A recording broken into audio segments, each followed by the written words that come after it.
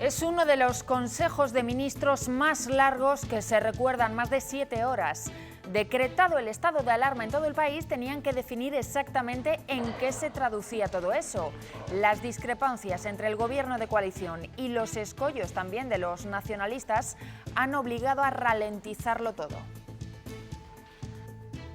Muy buenas noches. Finalmente han estado reunidos hasta minutos después de las 6 de la tarde y por eso se ha aplazado también la conferencia con los presidentes autonómicos, que será mañana. Ahora sí, el estado de alarma es oficial y eso supone restricciones duras para la movilidad de todos, aunque a estas horas seguimos a la espera de la comparecencia de Pedro Sánchez. En principio no se puede salir de casa a partir del lunes, a no ser que sea estrictamente necesario. Álvaro Lúa, Madrid. Sí, buenas noches.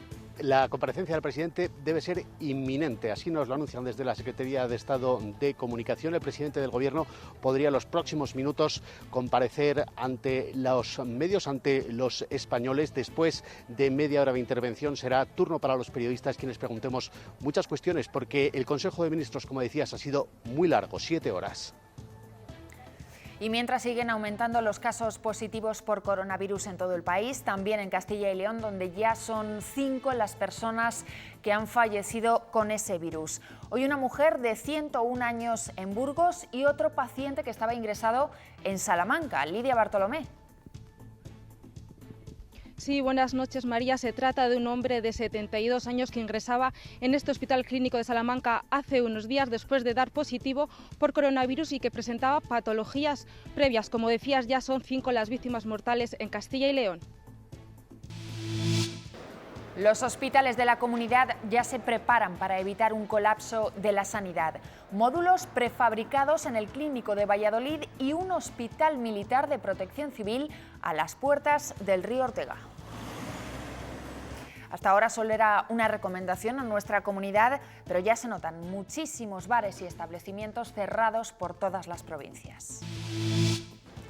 Decir que estamos a medio gas sería demasiado. Calles vacías, locales cerrados y todos los establecimientos públicos con la persiana echada. Una ciudad en pausa.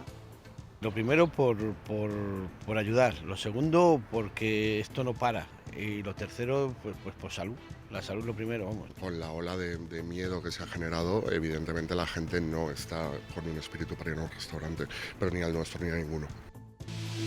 Ha pasado rápido, pero también ellos son corresponsales de China, enviando ánimos a España después de 50 días de cuarentena allí. Todo ha pasado. Además, conciertos como este en Valladolid, en Casa de Siloé, ponen la nota más solidaria.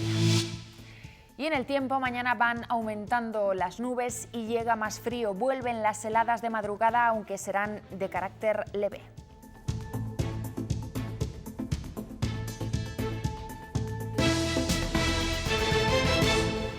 Ha sido un Consejo de Ministros que se ha hecho eterno, la verdad. Comenzaba a media mañana y ha terminado esta tarde después de posponer por 2 veces la comparecencia posterior del presidente del Gobierno, que seguimos esperando a estas horas. Finalmente, eso sí, ya es oficial, se ha aprobado el estado de alarma en todo el país y eso supone medidas de restricción en cuanto a la movilidad. Pero hay mucho más. Álvaro Lúa, buenas noches, volvemos contigo. ¿Qué tal? Buenas noches. Pues seguimos aquí en Moncloa pendientes de esa comparecencia del presidente del Gobierno para conocer más detalles de qué va a consistir esas medidas que van a acompañar a ese decreto de estado de alarma. 7 horas ha durado el Consejo de Ministros. Se ha retrasado la comparecencia, como decías, en hasta 2 ocasiones del presidente y fuentes internas de Moncloa reconocen diferencias internas en el seno del Consejo de Ministros. Ha sido un debate muy intenso entre el núcleo duro del Gobierno y el presidente Iglesias, que se quedaría fuera del mando único que gestionará esta crisis sanitaria. También diferencias en materia económica sobre las ayudas a distintas áreas que son imprescindibles en nuestro país. De momento, lo que hemos conocido es un borrador en el que se apuntaba la limitación de movimientos a partir del lunes para el conjunto de ciudadanos. Sí que se podrían realizar movimientos para ir a trabajar o para atender urgencias. Y cuando hablamos de urgencias, hablamos de acudir a la compra de alimentos, ir a la farmacia, moverse hacia los hospitales o la atención a personas dependientes. La aplicación del estado de alarma entra en vigor el lunes a las 8 de la mañana, afecta a todo el territorio y el Estado tendrá competencia sobre todas las fuerzas de seguridad. Se limita la libre circulación y podrán cortarse carreteras. Los ciudadanos deben permanecer en casa, salvo en estos 8 casos. Para acudir al trabajo, para comprar alimentos y fármacos, recibir asistencia sanitaria o retornar al hogar. También se permite el traslado para cuidar a personas mayores, enfermos y dependientes, acudir a entidades financieras o por otras causas justificadas o de fuerza mayor. Se para toda la actividad educativa presencial, se cierran centros de ocio y todos los establecimientos de cara al público, aunque se permite el reparto por encargo en restaurantes. En aquellos con apertura autorizada se debe limitar las aglomeraciones. El Estado podrá establecer refuerzos del personal sanitario y redistribuirlo por el territorio. También podrá intervenir industrias, fábricas o servicios sanitarios privados. El transporte se reduce en un 50% y el Estado adoptará medidas para garantizar el suministro alimentario y energético. Sobre otros eventos quedan suspendidas las fiestas populares y los lugares de culto deberán evitar aglomeraciones. El Consejo de Ministros más largo de la historia, casi 7 horas, ha tenido de todo: recesos, presiones externas, presiones internas, discrepancias y hasta un integrante del mismo saltándose la cuarentena. A las 10:30 estaban citados en la Moncloa y también ha acudido Pablo Iglesias, rompiendo el aislamiento que tenía debido al contagio de su pareja, la ministra de Igualdad, Irene Montero, quien obviamente se ha ausentado de la reunión, al igual que la ministra de Política Territorial, Carolina Darias, también contagiada. Según todas las filtraciones, Iglesias ha acudido para liderar la parte del Ejecutivo que quería proteger a los trabajadores en caso de despido, ya que la Comisión Delegada de Asuntos Económicos terminó el viernes más allá de las 10 de la noche y sin acuerdo. Tensiones internas entre los dos bloques del primer gobierno de coalición de la democracia, que también ha tenido sus presiones desde el exterior. Quim Torra e Íñigo Urkullu no querían un estado de alarma ante el temor de que se convirtiera en un 155 encubierto. El presidente catalán escribió en Twitter que necesitaba apoyo, no recentralización. Su homónimo vasco no veía necesario perder las competencias de lo que, a su juicio, gestionan bien. Me resultaría extraño que hubiera otro tipo de directrices o medidas por parte del gobierno español. Y con tanto retraso, la videoconferencia con los presidentes autonómicos se pospone, de momento, a mañana domingo. Y estos son los últimos datos. Ahora mismo en España ya se han contagiado más de 6.300 personas, donde más en la Comunidad de Madrid, casi 3.000 casos allí. Le sigue Cataluña con 715 afectados. El coronavirus deja ya 193 fallecidos en nuestro país. Bueno, y aunque hoy ha entrado en vigor el estado de alarma en toda España, Madrid, el principal foco, ya nota desde hace días la contención social, con muchos establecimientos cerrados. Volvemos a Madrid contigo, Álvaro. ¿Cómo se han vivido allí las últimas horas? Pues hoy en Madrid ha sido un día extraño, hemos visto muy poca gente por el centro de la ciudad, sobre todo porque hemos visto restaurantes cerrados y el gran comercio ha echado la verja, están cerrados. La Comunidad de Madrid lo que está estudiando en estos momentos es la creación de una aplicación en la que pueda monitorizar en todo momento cuál es la situación de los ciudadanos que ahora mismo permanecen confinados en sus casas. Imagen inusual en la calle más concurrida de Madrid. En la Gran Vía carteles como este se repiten. Esto no, yo no lo he visto nunca y esto es de locos. Una cosa muy rara, ver la Gran Vía tan vacía. Donde sí hay gente es en los supermercados, abiertos junto a gasolineras, estancos, kioscos, oficinas de cambio y farmacias como esta. La gente viene demandando mucho mascarillas, geles de manos y también guantes. Madrid se queda en casa es el lema, pero la solidaridad no para. Los hospitales necesitan sangre. Los son los que están haciendo ahora para hacer donación de sangre, a pesar de que la situación es muy crítica. Hay mucho sangre ahora, porque la gente tiene ansiedad por la pandemia. Y es que ante situaciones como esta, cada uno ayuda como puede. Desde primero de la mañana pusimos un cartel para colaborar con la sanidad madrileña y llevar a pacientes con el coronavirus o personal sanitario a hospitales de manera totalmente gratuita. En redes sociales ya se ha convocado una quedada a las 10 de la noche para que cada uno desde su balcón aplauda al personal sanitario. Desde que el miércoles anunciase el cierre de colegios en la Comunidad de Madrid, la llegada de madrileños a distintos municipios segovianos como El Espinar, segunda residencia para muchos de ellos, está siendo masiva. Madrid, estoy en el Coto. Yo de Madrid. De Madrid. Pese a las recomendaciones de no moverse de casa, parecen haber hecho oídos sordos. No sé si estarán muy contentos o no, pero bueno, pienso que habrá que tomárselo con tranquilidad. Y aunque hayan dicho que hay que estar la cuarentena en casa... Ya, pero tenía que venir. Tengo una casa aquí y he preferido estar aquí. Una situación que los vecinos del municipio no ven con buenos ojos. Después de que han dicho que se queden en sus casas, pues sí, está mal. Muy mal, muy bien no, desde luego. Gracia no hace, ¿no? Pero bueno, ¿qué se le va a hacer, no? Los primeros cálculos hablan de alcanzar las cifras de verano, cuando la población se llega a triplicar. En Revenga, una entidad local menor, a menos de 10 kilómetros de la capital segoviana, el panorama es el mismo. Pues mal, porque a saber lo que puede pasar, ¿no? Que vienen de Madrid. Hombre, no creo que sea lo más adecuado. Se nota la llegada de más gente, no sé si de Madrid, pero sí de mucha más cantidad de gente. Autoridades y vecinos piden sentido común y responsabilidad. Recuerdan que no están de vacaciones y que lo mejor es quedarse en casa. Y de momento los datos oficiales de afectados en Castilla y León son 223. En las últimas 24 horas se han confirmado 54 casos nuevos y se espera que sigan aumentando. Casi la mitad de ellos en la provincia de Burgos, es la más afectada. Destacan también 2 personas que ya se han curado. Ya han sido dadas de alta, una en León y otra en Salamanca.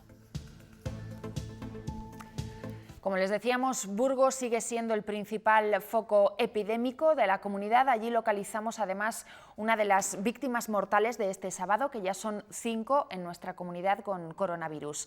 Sandra Martínez, vamos contigo en directo. La paciente que ha fallecido era una mujer de 101 años, ¿no?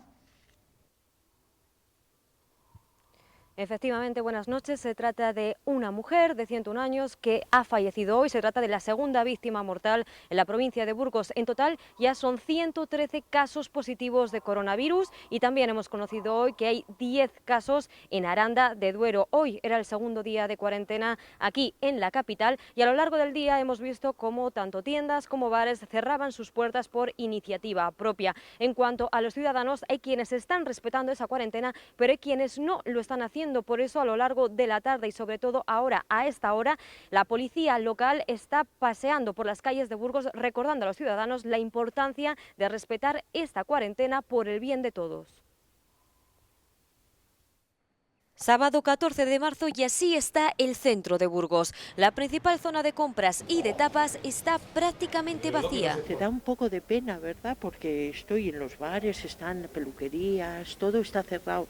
Mañana van a cerrar ya la mayoría. Hay establecimientos que han decidido cerrar sus puertas, otros han decidido abrir hasta que se les obligue a cerrar. Y luego la gente no hace caso porque ves todavía bares abiertos y bueno, tenía un poco que cárseles la cara de vergüenza, pero bueno. Muchos burgaleses se suman al yo me quedo en casa y algunos no están dispuestos a cumplir la cuarentena. Mi familia está en casa y yo voy a hacer unas compras para mi suegra y para otras 2 personas. Yo no me quedo en casa porque no. Yo salgo todos los días a la calle. La gente tiene mucho miedo a morirse, no hace falta que se haga oficial. La cuarentena también afecta a estas turistas chilenas, quienes han decidido adelantar su vuelo de regreso y para ello han tenido que pagar 800 euros de más. No nos comunicaron nada, la verdad. Estamos así, yo estoy con 2 niños acá, así que mejor me voy. Entre los comercios que permanecen abiertos se encuentran las farmacias o los kioscos y muchos establecimientos siguen sin existencias de mascarillas y geles desinfectantes. Y este sábado también tenemos que lamentar la segunda víctima mortal con coronavirus en Salamanca. Era un hombre que llevaba días ingresado ya en el hospital. Lidia Bartolomé, Salamanca, muy buenas noches. Buenas noches de nuevo, María. Efectivamente tenemos que lamentar la segunda víctima mortal por coronavirus en Salamanca. Como decíamos, se trata de un hombre de 72 años que daba positivo por coronavirus hace unos días y que ingresaba en este hospital clínico de Salamanca con patologías previas. Como decías, la segunda víctima mortal aquí en Salamanca. Además, en las últimas horas se han restringido las visitas a los hospitales de la comunidad, como ese en el que estás tú, Lidia. Imagino que se nota allí una afluencia mucho menor también por responsabilidad, ¿no? Sí, de hecho, tanto esta mañana como esta tarde, María, era muy difícil ver a gente en las puertas de este hospital. Desde allí, los enfermos solo pueden estar acompañados por una persona y, si es estrictamente necesario, en algunas unidades incluso las visitas se limitan a 15 minutos. También hemos podido comprobar cómo a la entrada del hospital se pide la identificación a todas las personas que acceden al hospital. Además, los servicios de cafetería permanecen cerrados. Pues tengo a mi hermano aquí, lo operaron ayer, ahora está en reanimación y la verdad nos dejan subir una vez a las 11 de la mañana, 5 minutos y nada más. Si te preguntan el número de habitación, el nombre del paciente y eso. Cuando yo llegué vi que estaban pidiéndole carné a gente y escribiéndolo. Y nos vamos en directo hasta otro hospital de la comunidad, hasta el Río Ortega de Valladolid, con nuestra compañera Andrea Magdalena, porque en situaciones como esta, cuando se decreta la alarma, el estado de alarma en el país, los hospitales pasan a un nivel 3 de 3, al máximo nivel en una escala que regula sus actuaciones. Andrea, cuéntanos, muy buenas noches. Sí, buenas noches, María. Pues nada, en poco tiempo todos los hospitales de la comunidad van a subir ese nivel, se van a colocar al 3 de 3, es el más alto, y eso se va a producir a consecuencia del anuncio del presidente del Gobierno que anuncie ese estado de alarma. Va a ir implícito en ese anuncio. Además, ¿qué va a suponer esto? Bueno, pues que todas las consultas y todas las intervenciones quirúrgicas que estuvieran programadas se vayan a cancelar, se vayan a anular. Esta mañana ya hemos visto algunas otras medidas que ya se están tomando en algunos centros hospitalarios, como aquí en el Río Ortega de Valladolid, también en el Clínico, donde se colocaban algunos módulos externos, bueno, pues para hacer frente a ese posible pico de casos. Los profesionales sanitarios son sin duda los más expuestos al virus. Hemos hablado con SATSE, el sindicato de enfermería, y nos dicen que falta personal y material de protección en los hospitales, aunque esto último, el tema del material, según la gerencia, ya está en camino. Ante el pico de contagios, el sindicato de enfermeras tranquiliza, pero advierte. De momento los hospitales no están desbordados, pero nosotros sí que pedimos que se aumente el personal. En la sectorial del viernes ya se ha planteado. Aquellos profesionales médicos y enfermeras especialistas que en este momento tuvieran que jubilarse y no se quieran, pues que se puedan quedar en el sistema. Y que los recién retirados puedan reincorporarse. Todas las manos son pocas para plantar cara al coronavirus. Esencial es que los profesionales sanitarios estén protegidos. Vemos que empiezan a escasear ya los geles hidroalcohólicos, las mascarillas. La gerencia regional nos ha dicho que estaban en ello, en hacer una compra y que llegara, y que, bueno, pues que a centros como Salamanca, que ayer tenía un ligero desabastecimiento, pues que ya les habían enviado. Aún así se quejan de la falta de pruebas diagnósticas. Compañeros que han tenido contactos pues, en determinados servicios de prevención consideraban que no era necesario hacerle una prueba. Las enfermeras ya han pedido que les adecúen los turnos. Si se nos suspenden los permisos, las licencias y las vacaciones, ¿cómo va a atender los profesionales a sus hijos en su casa? Para que así puedan poner toda su profesionalidad en tratar este virus. Y las farmacias, que también se convierten estos días en puntos de atención sanitaria, incluso para resolver dudas. Ellos quieren seguir cumpliendo ese papel informativo riguroso y se esfuerzan en transmitir que el abastecimiento está totalmente garantizado. Trabajan con protocolos para asegurar que siempre haya farmacias abiertas y con los medicamentos necesarios para todos. Garantizar, incluso en los escenarios más complejos que puedan llegar a producirse, la garantía de la atención farmacéutica, de la disponibilidad de medicamentos, un aspecto clave no solo para los pacientes que puedan enfermar, sino para pacientes crónicos que deben seguir teniendo acceso a la medicación. De Soria se ha instalado una mampara de seguridad y un mostrador para aumentar la distancia con los clientes, a los que ya atienden utilizando guantes. Para protegernos a nosotros y a los clientes que vienen y los pacientes, porque claro, si nosotros nos infectamos luego podemos también transmitirlo a ellos. Pedimos que se separen siempre en fila para evitar que el metro de distancia ese que se recomienda. En algunas de mayor tamaño incluso van a crearse salas de contención. La idea es que estas medidas se extiendan a todas las farmacias de la comunidad que por ahora garantizan el suministro de medicamentos. Eso sí, pedir a la población pues que la gente que acuda a la farmacia sea porque realmente lo necesite esa medicación y no empezar a coger medicación por si acaso, porque no va a haber ningún tipo de desabastecimiento de momento. Lo que siguen agotadas son las mascarillas que los farmacéuticos reclaman para su propio uso y evitar ser contagiados. En cuanto empecemos a enfermar nosotros, que no tenemos, bueno, tenemos sustitutos, pero hay algunas farmacias que no tienen sustituto, que no tienen adjuntos para eso. Entonces, bueno, por eso estamos tomando estas medidas de contención durante estos días. Medidas a las que se suma la recomendación de rotar en turnos a todo el personal. La Junta de Cofradías de Castilla y León determinó ayer que se suspendía la Semana Santa y no solo eso, también se suspenden las actividades públicas que suelen organizar las hermandades en tiempo de Cuaresma. Lo hacen por la responsabilidad que nos compete a todos, también a las tradiciones con siglos de recorrido. Ya no es un rumor, tampoco hay esperanza ni positividad. Zamora suspende su Semana Santa. Teníamos que tomar esa decisión en un acto de responsabilidad y coherencia y sentido común ante las recomendaciones que nos hacían llegar. Una decisión meditada, triste y muy dolorosa que deja huérfana una ciudad que se vuelca en esos días. Esos días para los zamoranos estoy convencida que serán momentos de tristeza, pero bueno, lo viviremos de otra manera. No deja de ser una catequesis en la calle. También una decisión histórica, no ocurría desde la Segunda República y que repercute no solo en el sentimiento de los zamoranos, sino también en su economía. Muchos establecimientos viven de ella durante todo el año. Hay pedidos hechos, entonces bueno, es un trastorno importante económicamente, pero bueno, por lo menos no nos ha pillado con el material en la floristería, que eso sí que hubiera sido bastante dramático. Tener este paro no sabemos qué va a pasar después, eso es lo peor, es la incertidumbre. Es decir, qué va a pasar después de esta Semana Santa, qué va a pasar después en mayo con el tema de comuniones. Esto no sabemos cuándo va a acabar. Una suspensión que se ha dado en toda Castilla y León y que hoy se ha ratificado en provincias como Valladolid con esta reunión de cofradías.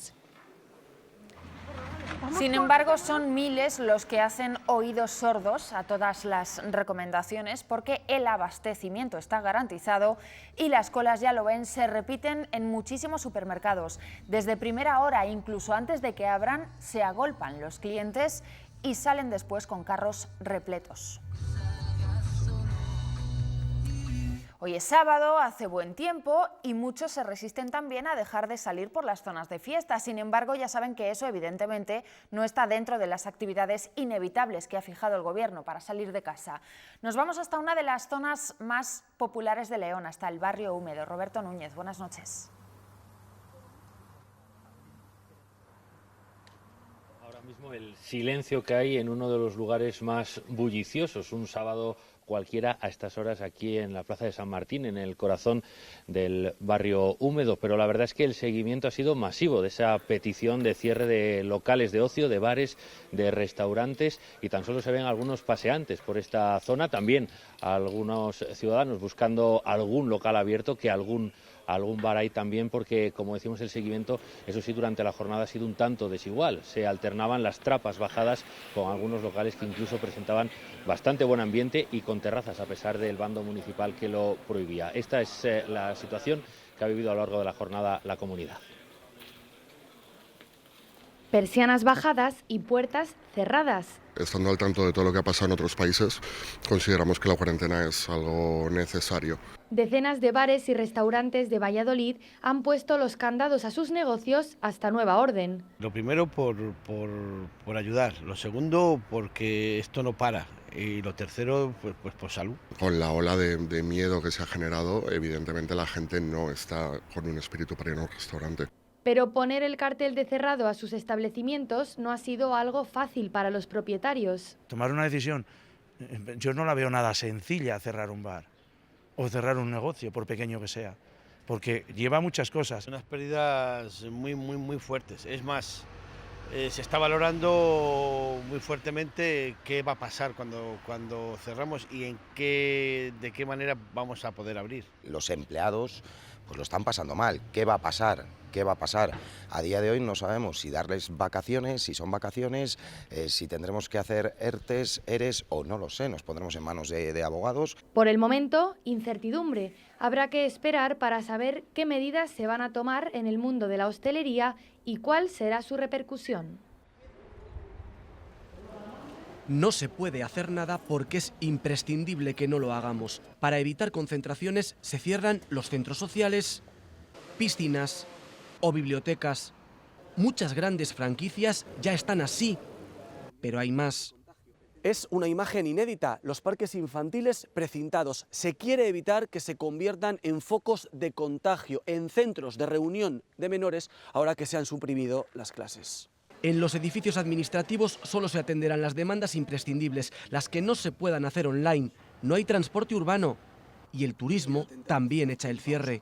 Aquí se da cuenta de lo significativo que es para Palencia el emblema de la ciudad, la obra maestra de Victorio Macho. Este centro de interpretación también permanece hoy cerrado. Sobre él, el Cristo del Otero, que hoy contempla atónito una ciudad en pausa por necesidad. Es fundamental en esta cuarentena social evitar nuestro tiempo de ocio, el que se hace fuera de casa. Y bueno, solo estamos abiertos para devolver las entradas. Butacas vacías y una pantalla en blanco. En los cines no hay ni palomitas ni sonidos de los móviles, tan solo silencio. Una parálisis temporal imprescindible, con todo tipo de eventos suspendidos, cuya duración dependerá en buena parte de la responsabilidad de todos. También tiemblan en otros sectores cuando empiezan a echar cuentas de las consecuencias de esta situación. Ya se han suspendido, se lo decíamos, conciertos, por ejemplo, y todas las funciones de teatro. Nos vamos hasta Zamora. Alba Villalba. Buenas noches, pues como veis es sábado por la noche y hoy el ocio queda en un segundo plano. Así se encuentra el Teatro Ramos Carrión de la capital, puerta cerrada, programación suspendida y nadie en las inmediaciones. También se une a este cierre el otro teatro de la capital, el Teatro Principal, y los dos cines que se encuentran aquí en la capital. Por ahora tendremos que esperar y disfrutar de toda esta cultura desde casa y esperar a que estos espacios culturales de Zamora vuelvan a subir el telón. Y en lo que afecta al transporte, el interurbano entre capitales estará garantizado por la Junta. Serán unos servicios mínimos. El que ya se ha suspendido en toda la comunidad es el urbano, los autobuses que circulan por las ciudades. Este mediodía lo decretaba Valladolid y luego Ávila, que faltaba por sumarse a esta lista.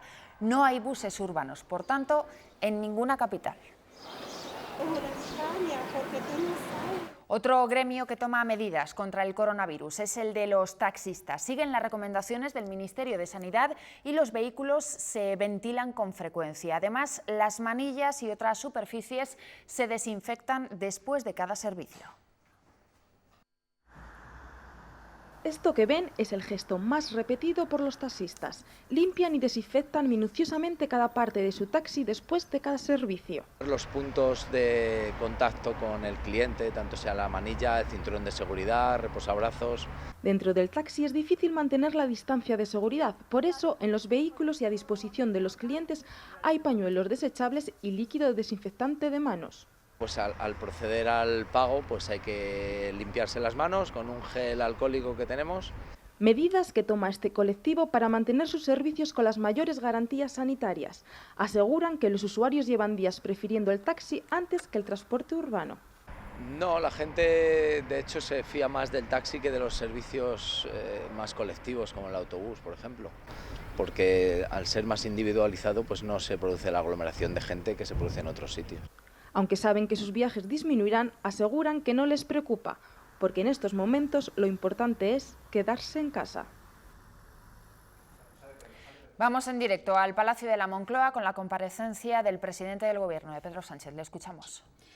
Comparezco para dar cuenta del Consejo de Ministros extraordinario en el que hemos aprobado el ya anunciado estado de alarma y las medidas que este implicará para hacer frente al coronavirus, al COVID-19. Como saben, España se enfrenta a una emergencia de salud pública que requiere decisiones extraordinarias.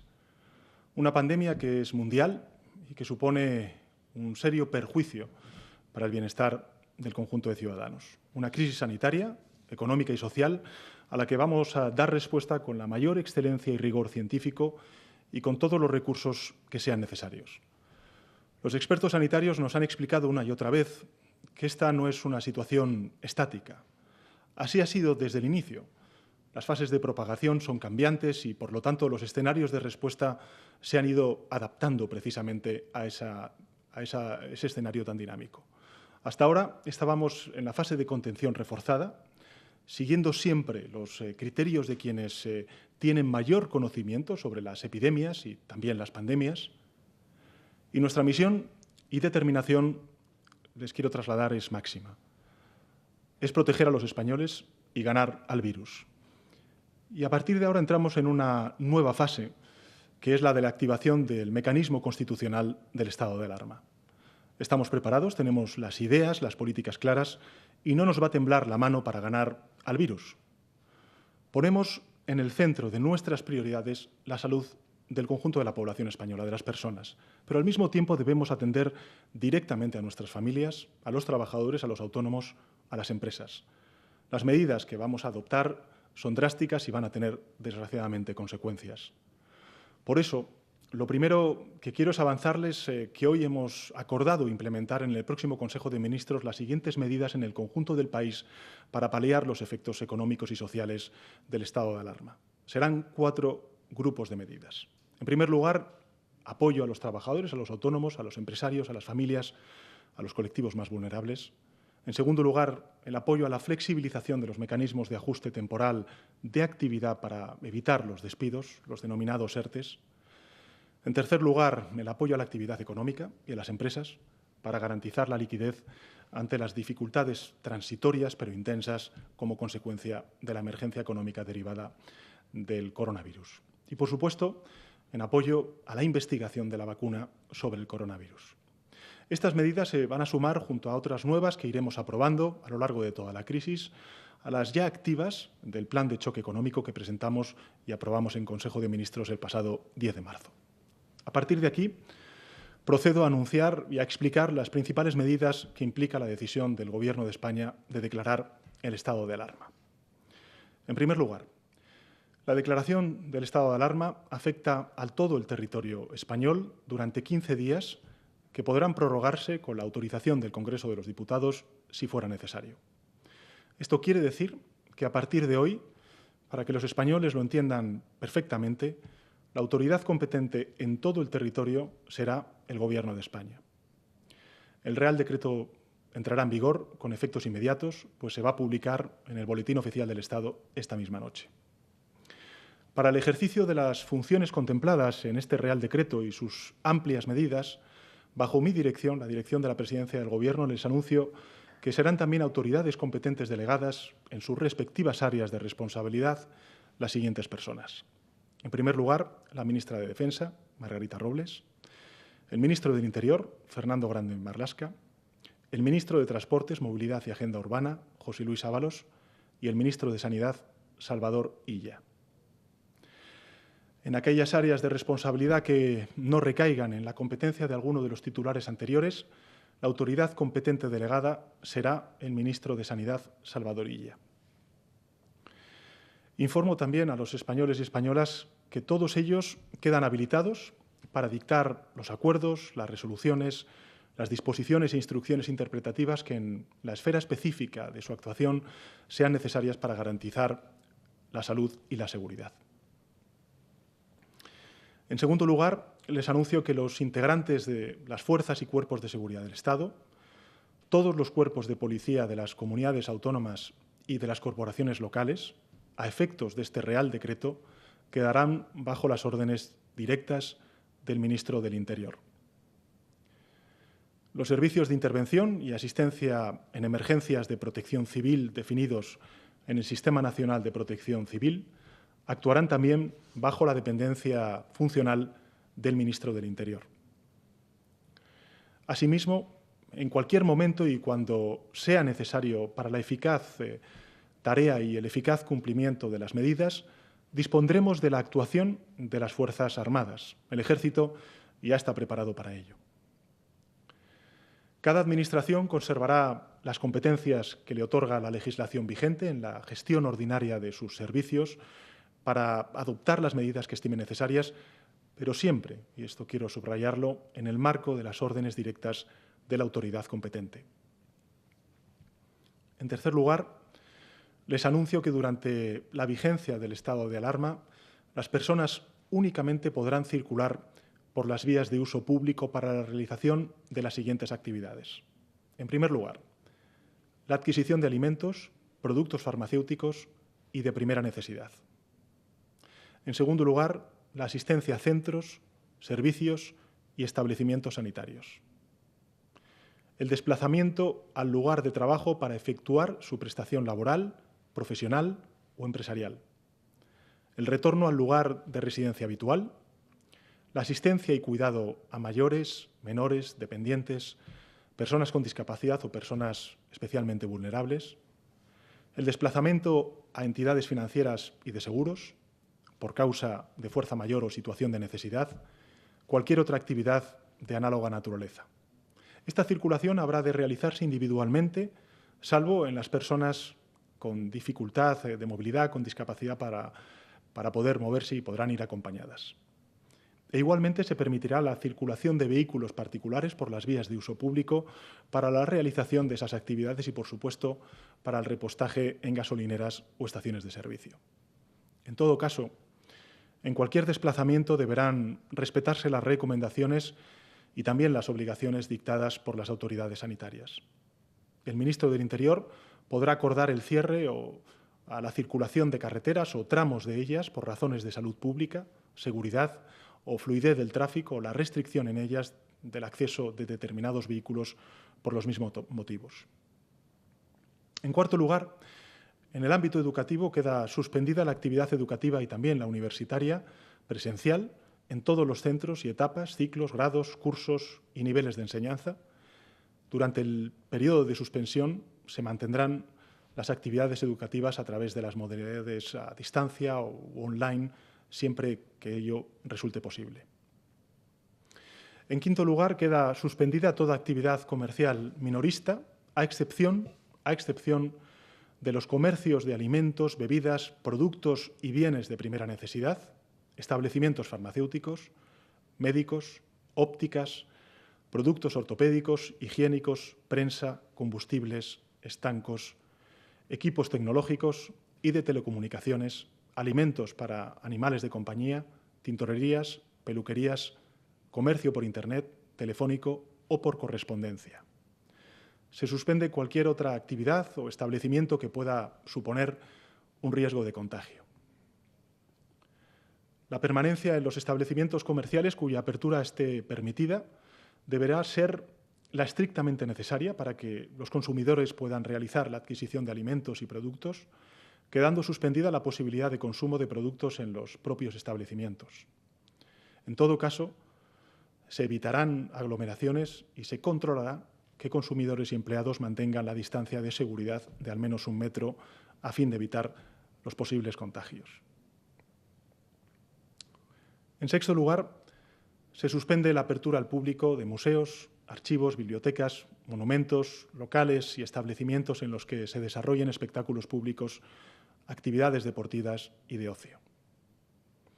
Se suspenden asimismo las actividades de hostelería y restauración. Las cafeterías y restaurantes permanecerán cerrados al público, pudiendo, eso sí, prestar exclusivamente servicios de entrega a domicilio. Quedan suspendidas también los desfiles, las fiestas populares, las verbenas. En séptimo lugar, la asistencia a los lugares de culto y las ceremonias civiles y religiosas, incluidas las fúnebres, se condicionan a la adopción de medidas organizativas consistentes en evitar aglomeraciones de personas en función de las dimensiones y características de los lugares, de tal manera que se garantice a los asistentes la posibilidad de respetar la distancia entre ellos de al menos 1 metro, que es lo que nos recomiendan las autoridades sanitarias. En octavo lugar, les informo de las medidas adicionales que hemos aprobado dirigidas a reforzar el Sistema Nacional de Salud en todo el territorio español. Todas las autoridades civiles de las administraciones públicas del territorio nacional y, en particular, las sanitarias, así como los demás funcionarios y trabajadoras al servicio de las mismas, quedan bajo las órdenes directas del ministro de Sanidad. Las administraciones públicas autonómicas y locales mantendrán la gestión, dentro de su ámbito de competencias, de los correspondientes servicios sanitarios, asegurando en todo momento su adecuado funcionamiento como ha sido hasta ahora. Todos los medios sanitarios civiles y militares, públicos y privados, se ponen a disposición del Ministerio de Sanidad, del Ministro de Sanidad. Y será él el que se reserve a sí mismo el ejercicio de cuantas facultades resulten necesarias para garantizar la cohesión y la equidad en todo el territorio español. En noveno lugar, les anuncio que para el aseguramiento de suministros de bienes y servicios necesarios para la protección de la salud pública, el ministro de Sanidad podrá impartir las órdenes necesarias para asegurar el abastecimiento del mercado, intervenir y ocupar transitoriamente industrias, fábricas, talleres, explotaciones o locales de cualquier naturaleza, incluidos los centros, servicios y establecimientos sanitarios de titularidad privada, así como aquellos que desarrollen su actividad en el sector farmacéutico. También podrá practicar requisas temporales o imponer prestaciones personales obligatorias. En décimo lugar, el ministro de Transportes, Movilidad y Agenda Urbana queda habilitado para dictar los acuerdos, también las resoluciones, como he dicho antes, y las disposiciones que, en la esfera específica de su actuación, sean necesarios para garantizar los servicios de movilidad ordinarios y extraordinarios en orden a la protección de las personas, de los bienes y también de los lugares. En concreto, se mantiene el 100% de los servicios ferroviarios de cercanías y de transporte público de viajeros por carretera, ferroviarios y marítimo. Se reducen a la mitad los servicios ferroviarios de media distancia, los servicios regulares de transporte de viajeros por carretera y marítimo. En un décimo lugar, el Gobierno de España garantiza el suministro alimentario en todos los supermercados y tiendas de alimentación, así como el suministro de energía eléctrica, gas natural y el resto de derivados del petróleo. Todas las infraestructuras críticas adoptarán las medidas necesarias para asegurar la prestación de los servicios esenciales que les son propios. Y esa misma exigencia la aseguraremos también para aquellas empresas y proveedores que, no teniendo la consideración de críticos, son esenciales para garantizar el abastecimiento de la población y los propios servicios esenciales. Como saben, mañana me reuniré por videoconferencia con el conjunto de presidentes y presidentas autonómicos y lo haré para garantizar una coordinación del más alto nivel en la respuesta urgente y necesaria que tenemos que dar al coronavirus. Desde la unidad, la máxima coordinación y nuestro liderazgo pleno. Todos y cada uno de los presidentes deberán dejar a un lado sus diferencias, situarse detrás del Gobierno de España y centrarse en una única misión: entre todos y todas vencer al virus. No hay colores políticos, no hay ideologías, no hay territorios. Nuestros ciudadanos son lo primero. Aprendamos de los 40 años de nuestra Constitución. En ocasiones somos 17 autonomías, pero en otras, como tantas otras veces en la historia de España, debemos ser el gran país que somos.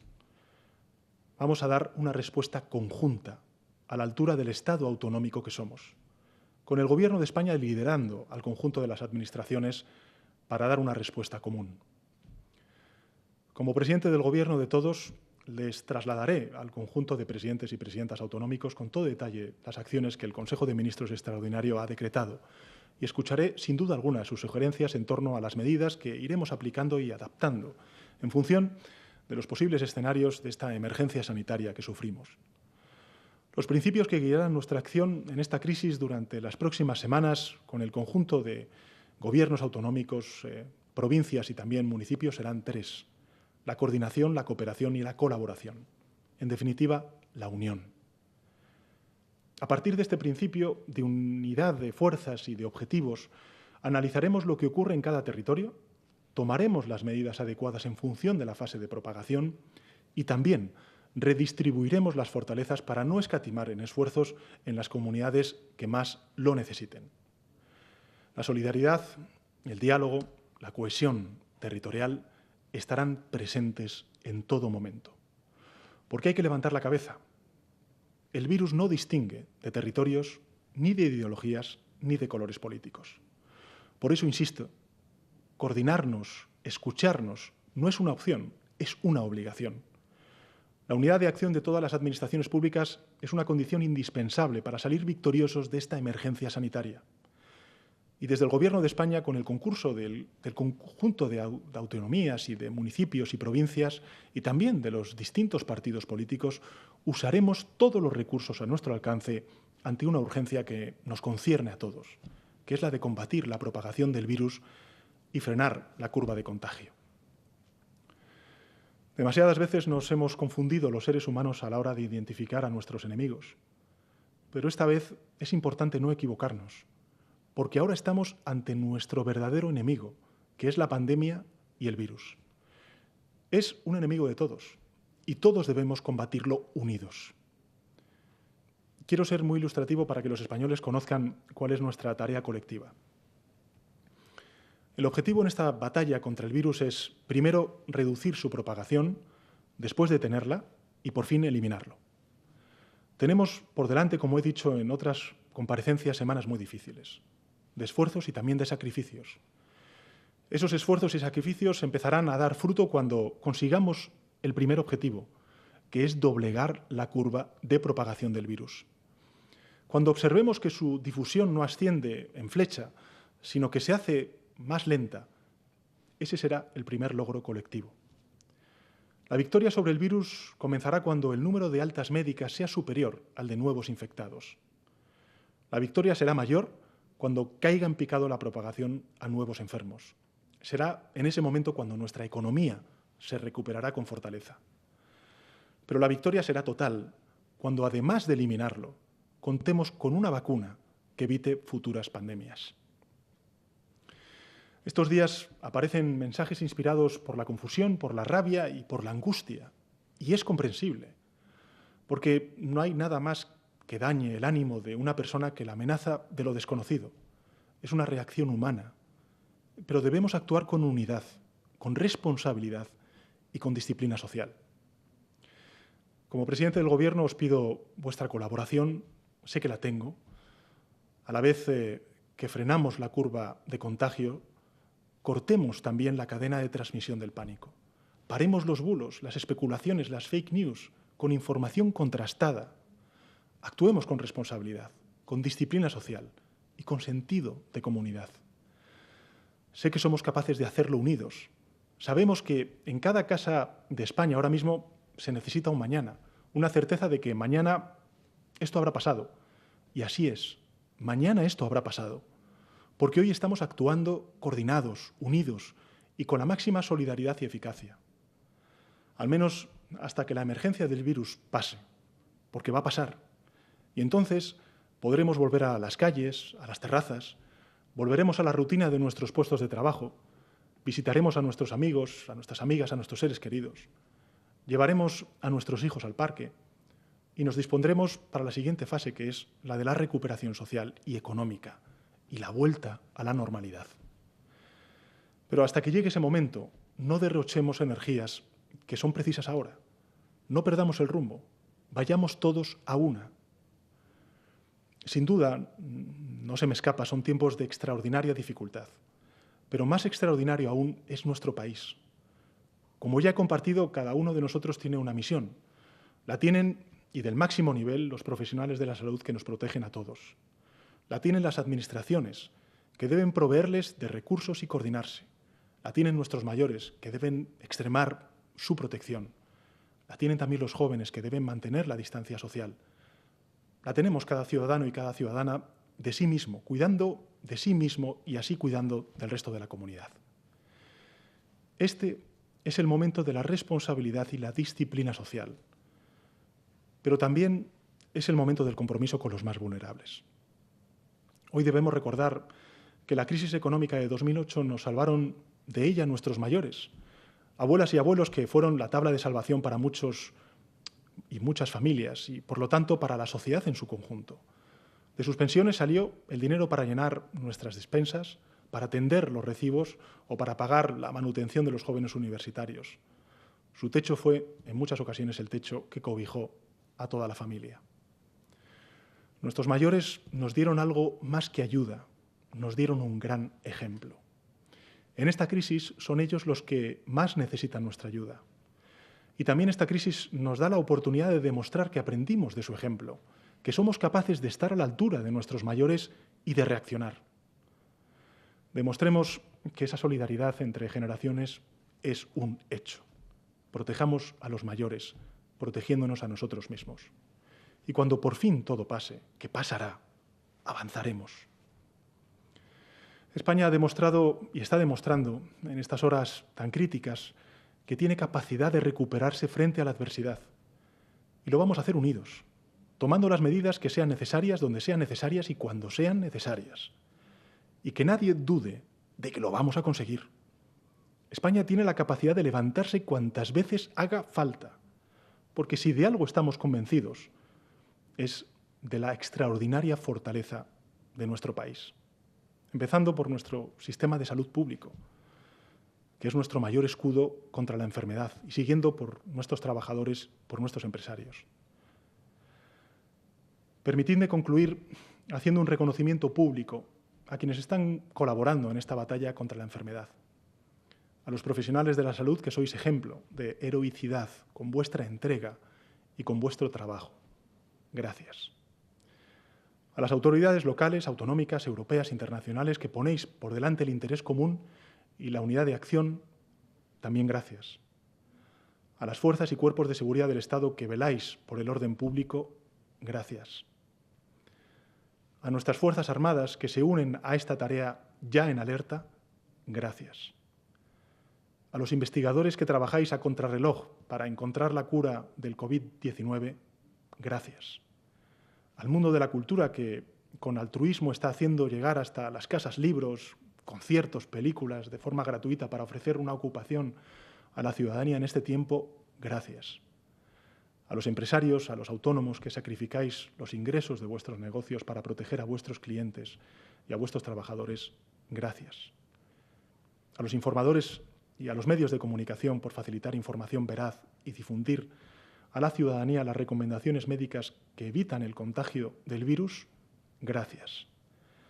Y a quienes acuden a donar sangre antes de recluirse, como estamos viendo, gracias.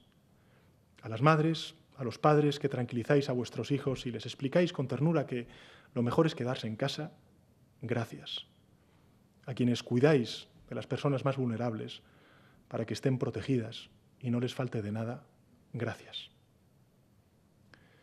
Esta es una batalla que vamos a ganar. Sobre eso no hay discusión. La vamos a ganar. Lo importante es que el precio que paguemos por esa victoria sea el mínimo. Cuantas más vidas nos ahorremos, cuantos más enfermos y más días de la enfermedad nos evitemos, cuanto menos tiempo de vida, de estudio, de trabajo, de ocio sacrifiquemos, más rotunda será esa victoria. Que no quepa duda alguna. Unidos saldremos adelante. Unidos venceremos al virus. Muchas gracias. 9:23 de la noche acaba una comparecencia histórica del presidente del Gobierno, de Pedro Sánchez, que ha dicho que no les va a temblar la mano para empezar a implantar esas medidas del estado de alarma. Primero de todo, ha comentado para paliar los efectos económicos que pueda tener esta crisis del coronavirus, va a apoyar a los trabajadores, a los autónomos, a las familias, va a flexibilizar también toda la economía para evitar los despidos. Recuerden que una de las medidas fundamentales es no salir de casa, esas medidas de confinamiento. Aún así, toda la información se la vamos a ir detallando. Seguimos en Moncloa a estas horas porque sigue Pedro Sánchez con esa comparecencia. Este día de hoy.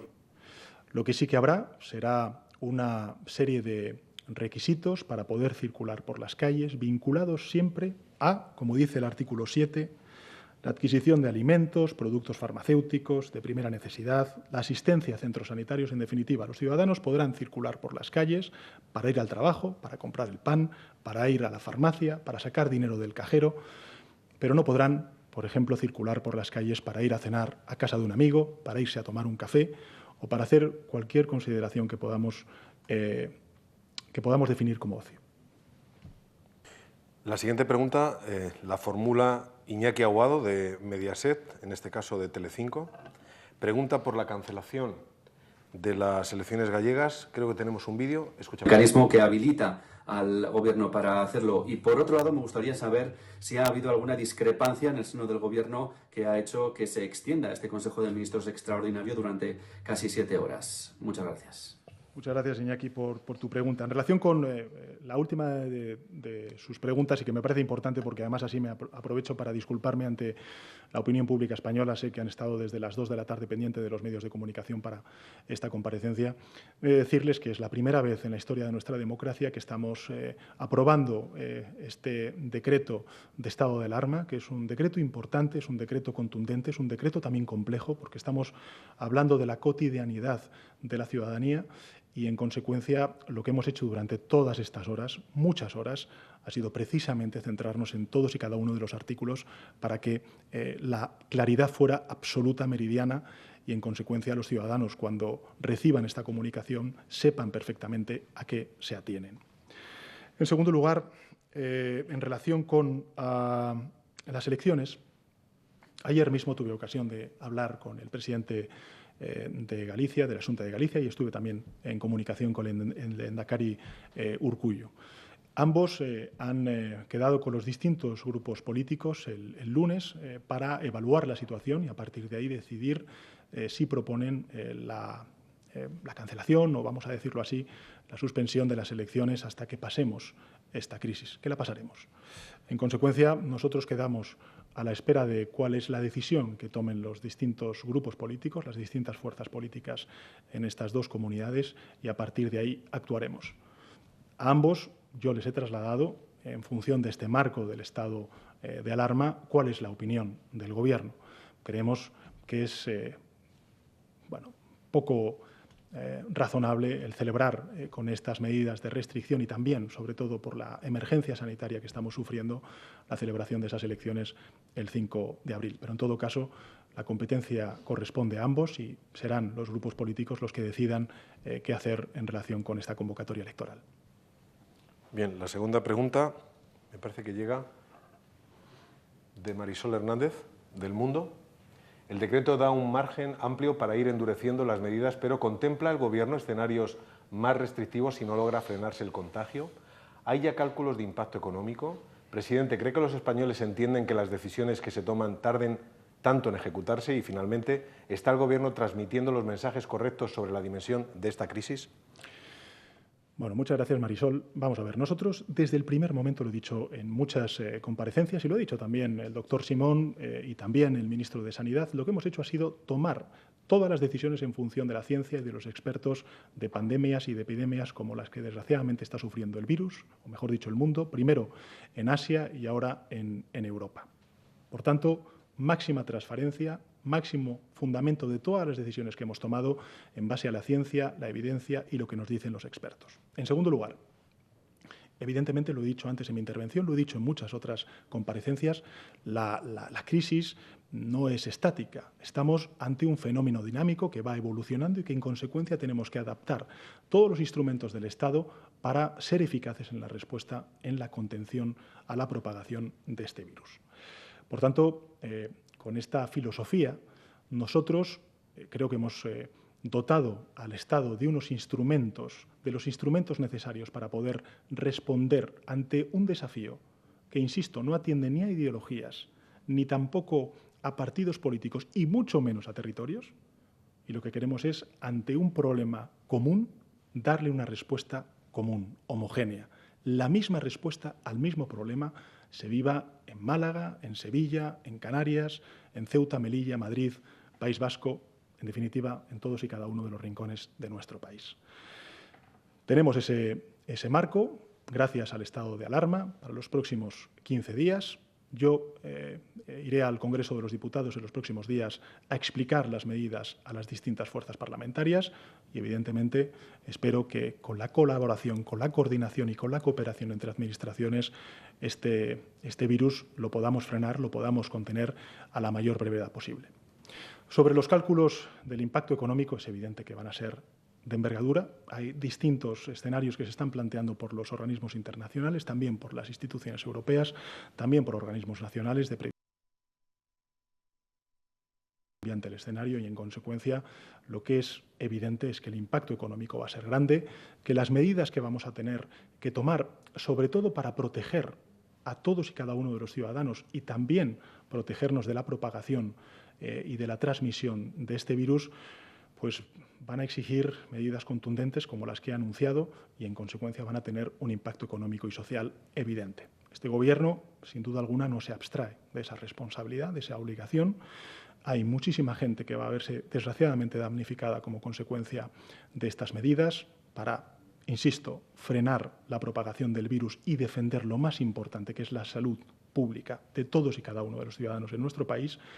Y, lógicamente, también daremos respuesta en el próximo Consejo de Ministros, como hicimos ya el pasado 10 de marzo, a muchas de estas realidades que van a surgir como consecuencia de la declaración de estado de alarma. Lo que sí que quiero decirle a los trabajadores, a las trabajadoras, a los autónomos, a los pequeños y medianos empresarios, a la economía social, a los empresarios en general, es que el Gobierno de España va a hacer todo lo que esté en su mano para amortiguar los efectos sociales y económicos de esta crisis, de esta emergencia de salud pública. En relación con las otras dos preguntas, creo que he respondido antes.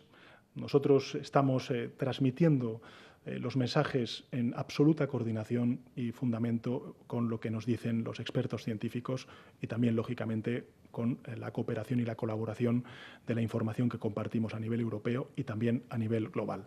Quiero recordar que ha sido la Organización Mundial de la Salud la que hace escasos días ha calificado esta pandemia como pandemia global y, en consecuencia, esto no obedece a fronteras. Necesitamos no solamente dar una respuesta a nivel estatal, sino que tenemos también que dar una respuesta a nivel global y, en particular, en nuestro caso, a nivel europeo, y en eso estamos también cooperando y colaborando con el resto de gobiernos europeos. Presidente, pregunta la cadena SER, Inma Carretero, le formula: me gustaría saber si el vicepresidente Pablo Iglesias ha pedido estar en el puente de mando de la gestión del estado de alarma y si esta crisis está poniendo a prueba la fortaleza de la coalición de gobierno. Vamos a ver, hemos tenido muchas horas de debate, un debate que por ley, lógicamente, tenemos que guardar la debida discreción, la debida confidencialidad, pero lo que sí que le puedo garantizar es que todos y cada uno de los miembros del Gobierno hemos estado aportando en un debate enriquecedor precisamente para hacer el mejor Real Decreto que defina cuáles son los instrumentos que necesita el Estado para defender y proteger la salud pública de los ciudadanos. Y en ese sentido, lo que sí que le puedo garantizar es que tanto el vicepresidente del Gobierno como el resto de ministros y ministras hemos tenido un debate sosegado, un debate intenso, un debate muy detallado de cuál es la causística, de cuáles son los instrumentos que necesitamos, siempre bajo la consideración de las autoridades científicas, para atajar cuanto antes esta pandemia. La siguiente pregunta es de Víctor Ruiz Almirón, de ABC. ¿Ha planteado durante la deliberación de hoy algún miembro de su Gobierno un control más fuerte hasta llegar a la nacionalización de los sectores eléctrico y sanitario? ¿Lo contempla el Ejecutivo si fuera necesario? Bueno, vamos a ver. Nosotros en el Real Decreto lo que hacemos es poner al servicio de este estado de alarma todos los instrumentos, civiles y militares, públicos y privados. Y esto lo vamos a hacer durante los próximos 15 días y si contamos con la confianza de la Cámara mayoritaria, pues lógicamente hasta que logremos atajar y vencer, como he dicho antes, a esta pandemia. La siguiente pregunta llega desde TV3. Albert Calatrava. Ayer el presidente Quim Torra pidió al Gobierno poder confinar Cataluña. ¿Cuál es la respuesta del Ejecutivo, presidente? Bueno, gracias, Albert, por esta pregunta. Lo he dicho antes en mi intervención y lo quiero volver a subrayar porque me parece importante. ¿Qué es lo que dice la evidencia Lo he dicho antes en mi intervención y lo quiero volver a subrayar porque me parece importante. ¿Qué es lo que dice la evidencia científica y qué es lo que dice la experiencia que ha venido acumulada de Asia como consecuencia de la lucha contra esta pandemia, en primer lugar en Asia y en Europa? Lo que dice la evidencia científica y lo que nos dicen los expertos es que solamente podremos vencer al virus, en primer lugar, contenerlo, su propagación y posteriormente su erradicación, si propiciamos medidas de aislamiento, de alejamiento. Y en consecuencia, por eso he dicho antes, por citar un ejemplo, que cuando vayamos a comprar, por ejemplo, a una farmacia o cuando vayamos a comprar, qué sé yo, a un supermercado o mercado municipal, pues garanticemos la debida distancia con otros conciudadanos que vayan a comprar o con el tendero que nos venda los productos, la debida distancia de 1 metro. ¿Por qué digo esto? Porque el virus no atiende a diferencias territoriales, a fronteras. Y por eso el corazón del Real Decreto y el corazón de la que justifica el estado de alarma es el proteger a la ciudadanía, restringiendo algunos derechos que son importantes restringir si queremos frenar al coronavirus.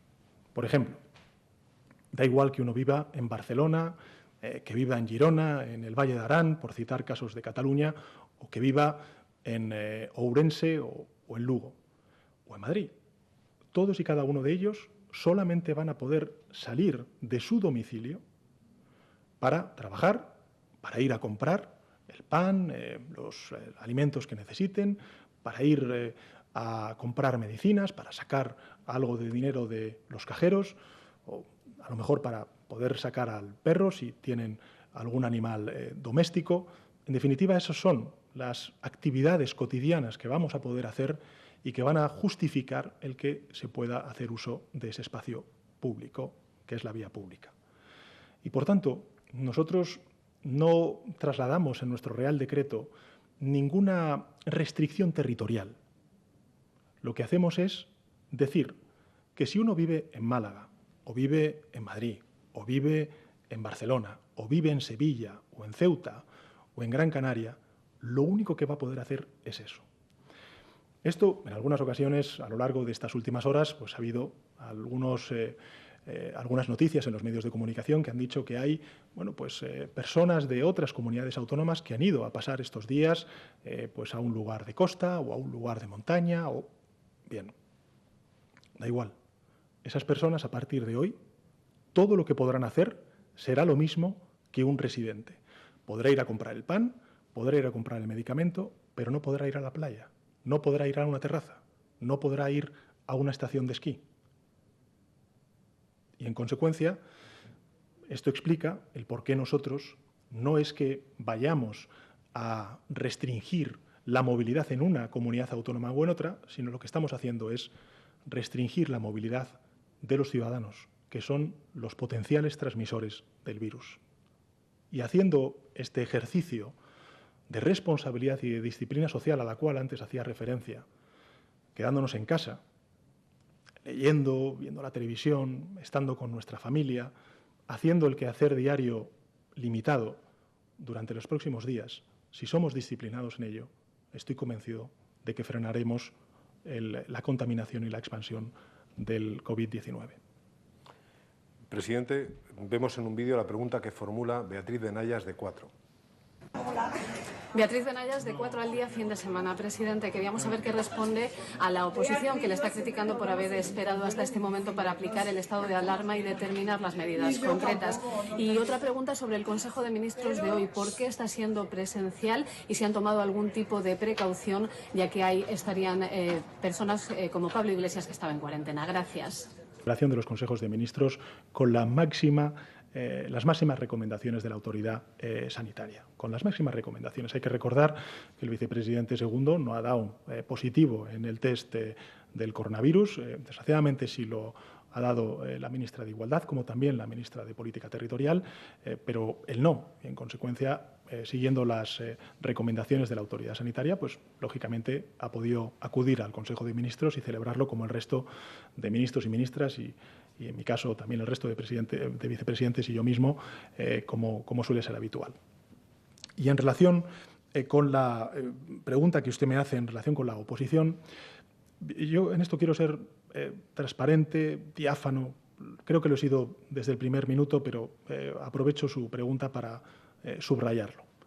Este virus no atiende a colores políticos, a ideologías ni a territorios. Este es un desafío que tenemos todos. Y cuanto antes salgamos unidos y actuemos conjuntamente con esos tres principios que he dicho antes, de colaboración, de cooperación y de coordinación, yo estoy convencido de que podremos frenar la pandemia. Y creo que además nuestro país tiene las herramientas, los instrumentos, tiene la voluntad y la fuerza de poder lograrlo. Desde luego, lo he dicho en otras comparecencias, no voy a tener ningún problema en no solamente comunicar, como he hecho durante estos últimos días, a todos los partidos políticos de la oposición y también a los presidentes autonómicos, que ayer hablé con ellos, mañana volveré a hablar con ellos, y también al presidente de la Federación, que ayer hablé con ellos, mañana volveré a hablar con ellos, y también al presidente de la Federación Española de Municipios y Provincias, toda la información, todas las medidas que vamos a poner en marcha para, entre todos, frenar esta pandemia. Y, sin duda alguna, yo animo al conjunto de fuerzas políticas a trasladar al Gobierno todas sus inquietudes, desde luego también toda la información que sean capaces de suministrarnos y todas las ideas, todas las iniciativas que ellos consideren pueden ser positivas para frenar al coronavirus. Desde luego, al igual que yo también pido a las formaciones políticas ese ejercicio de responsabilidad que tenemos con nuestro país, ese ejercicio de comunidad que tenemos que hacer como nación. Sin duda alguna también me lo aplico a mí mismo y al conjunto de los miembros del Gobierno para ser empáticos y hablar con todos los colectivos, ya sean los partidos políticos, ya sean las instituciones públicas y sin duda alguna también los agentes sociales. Hace escasos días tuve también la oportunidad de hacer una videoconferencia.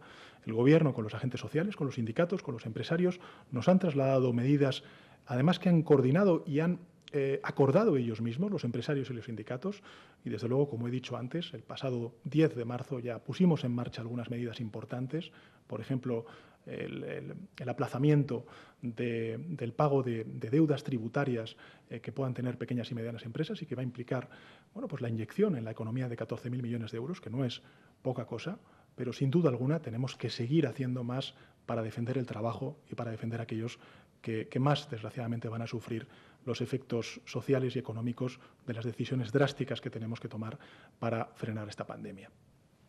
Siguiente pregunta, presidente, de Beatriz Hernández, Europa Press. ¿Cómo de probable es que el estado de alarma deba prorrogarse más allá de los 15 días? Nosotros, insisto, hemos puesto en marcha todos los instrumentos necesarios en base a la evidencia científica, a lo que nos dicen los expertos, que es fundamentalmente medidas de aislamiento de los ciudadanos y medidas de restricción de la movilidad a los casos más indispensables de los ciudadanos, y esperamos que, lógicamente, durante las próximas semanas podamos frenarlo. A partir de ahí, creo que lo importante será seguir esa senda de asesoramiento de la comunidad científica, de quienes saben realmente cómo atajar esta pandemia, y a partir de ahí esperemos que antes que después podamos decretar el fin del estado de alarma y podamos volver todos, no solamente los ciudadanos, sino también las instituciones, a una cotidianidad que tardaremos todavía, desgraciadamente, tiempo en ver. Una pregunta de la corresponsal internacional de Le Monde, Sandrine Morin. ¿Ha habido, presidente, algún tipo de discrepancias que expliquen el retraso del Consejo? Insiste en esta circunstancia.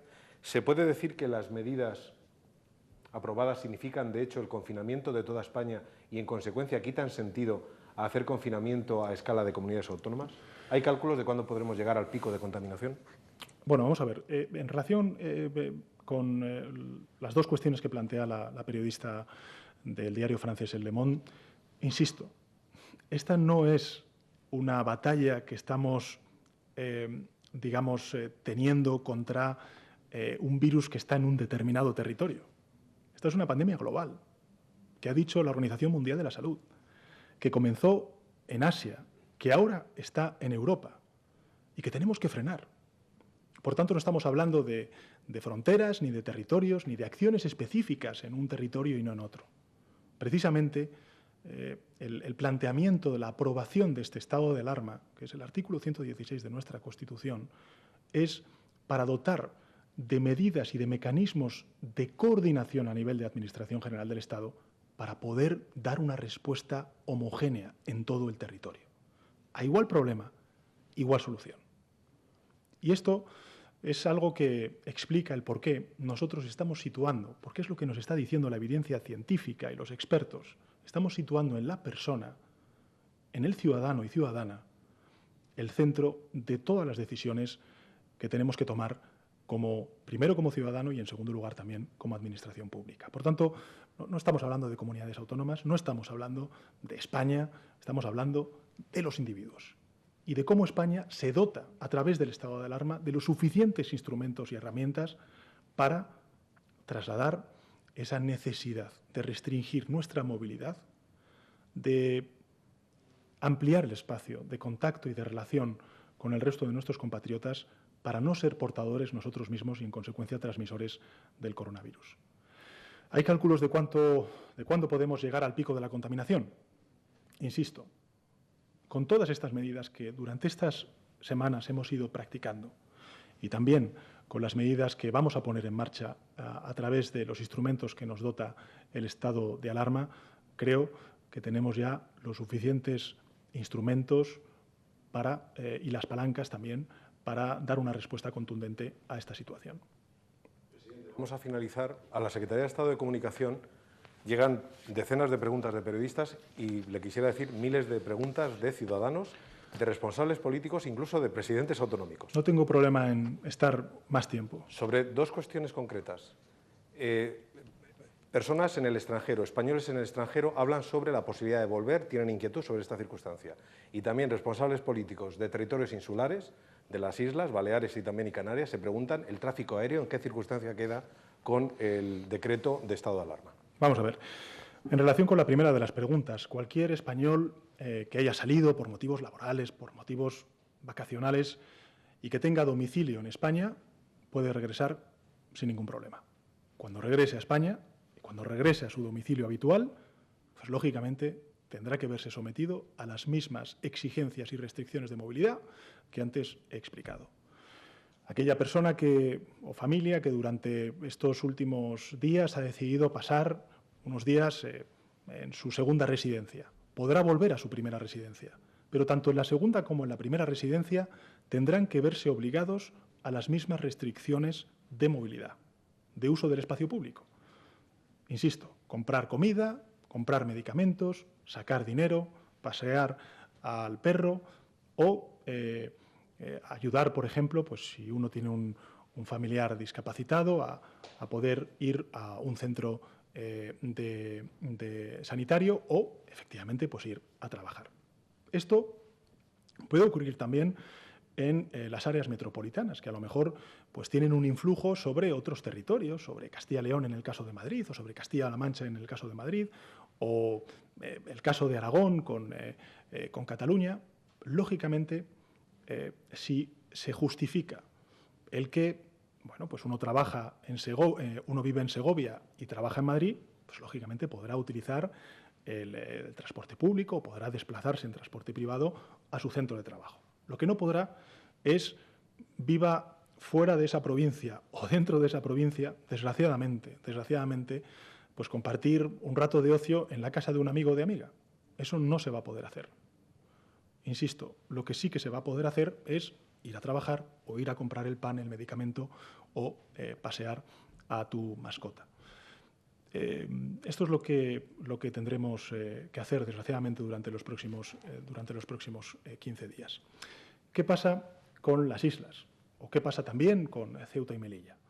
Bueno, pues lo que hemos hecho ha sido restringir a partir del lunes, no va a ser el lunes, van a ser algunos días más, 2 o 3 días más, a partir del lunes, porque va a llevar su tiempo, el que las compañías aéreas pues restrinjan en un 50% su tráfico aéreo.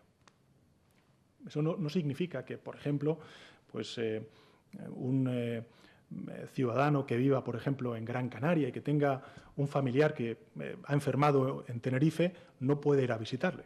Claro que puede ir a visitar y cuidar del enfermo que viva en Tenerife, pero no podrá ir a ver a un amigo a Tenerife ni a disfrutar de una fiesta en Tenerife, porque no se producirá esa fiesta, desgraciadamente, mientras dure el estado de alarma. En Ceuta y Melilla ocurre otro tanto de lo mismo. Insisto, no estamos actuando sobre los territorios, estamos actuando sobre los individuos, sobre las personas, sobre los ciudadanos. Vivan donde vivan, van a tener que verse sometidos a la misma restricción de movilidad y, en consecuencia, también de responsabilidad social. La última pregunta que ya sí le formulamos llega de Cristina de la O, del Independiente, y toca un punto clave que todos nos estamos preguntando en este momento. ¿De qué manera se va a controlar que los ciudadanos no se salten las medidas de restricción? Bueno, pues lógicamente ahí estarán las fuerzas y cuerpos de seguridad del Estado, también la policía local, las policías autonómicas, en última instancia también las fuerzas armadas para, evidentemente, garantizar el cumplimiento de las medidas que contempla el estado de alarma.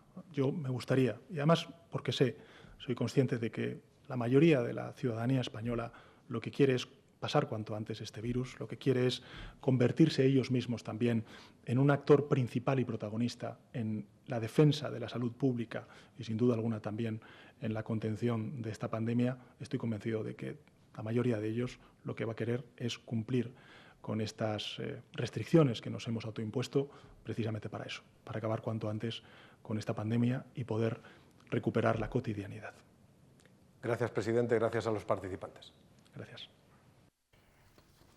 Bueno, pues ahora sí, les tenemos que despedir, pero les emplazamos a dentro de unos poquitos minutos porque todo el análisis de esa comparecencia del presidente del Gobierno, toda la información, toda la actualidad del coronavirus con rigor para desterrar también los bulos, se la vamos a ofrecer en un programa especial en unos minutos al mando de Lucía Rodil y con nuestros compañeros de servicios informativos. Nosotros volvemos mañana, como siempre, a partir de las 2:30. Feliz noche.